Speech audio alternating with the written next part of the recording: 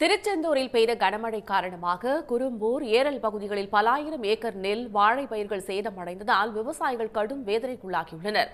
இது பற்றிய மேலும் விவரங்களை தருகிறார் நமது செய்தியாளர் செந்தில் ஆறுமுகம். விவசாயிகள் எந்த அளவுக்கு பாதிக்கப்பட்டிருக்கிறாங்க, அவங்க தரப்புல என்ன சொல்றாங்க?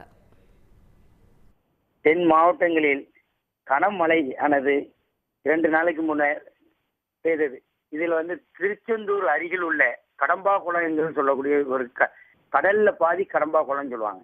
அந்த கடம்பா குளமானது உடைஞ்சி 3 இடத்துல உடைஞ்சி அந்த தண்ணீர் விவசாய விவசாயங்கள் நெல், வாழை போன்ற இடங்கள்ல போறாமே மழை நீர், தாமிரபரணி ஆற்று வெள்ள நீர் எல்லாமே மூழ்கியது.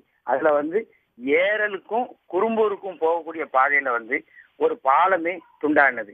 அதுல மக்கள் போக்குவரத்து அதிகமானவர் போய் அந்த இது பாதிக்கப்பட்டுள்ளது. இதனால அவங்க விவசாய நிலங்கள் ஆயிரக்கணக்கான ஏக்கர்னு சொல்றாங்க. வாழை, நெல் அதிகமா லட்சக்கணக்கான ரூபா இதுல எங்களுக்கு நஷ்டம். இத எங்களுக்கு ஈடுகட்டவே முடியாது, அந்த அளவுக்கு கஷ்டம் இருக்கு அப்படின்னு அந்த மக்கள் அதிகமான மன வேதனையில அதிக பேர் சொல்றாங்க. இதனால அந்த பகுதியில் உள்ள மக்களுக்கு தேவையான பொருட்கள் கூட கொண்டு போக முடியாத சூழ்நிலையில இருந்திருக்காங்க.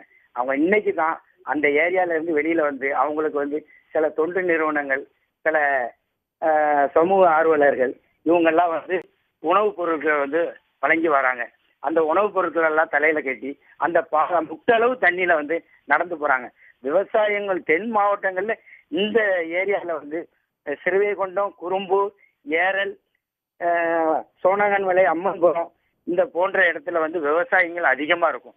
இதே மாதிரி ஆத்தூரை எடுத்துக்கிட்டேன்னா அங்க வாழை, நெல், வெத்திலை இது அங்க சாகுபடி அங்க ஆகும். இங்க இந்த குறும்பூர் பகுதியில நெல், வாழை அதிகமான சேதங்கள் ஏற்பட்டதுனால அவங்களுக்கு ஈடு கட்டதுக்கே முடியலன்னு சொல்லி அந்த மக்கள் ரொம்ப மனவேதனையில இருக்காங்க.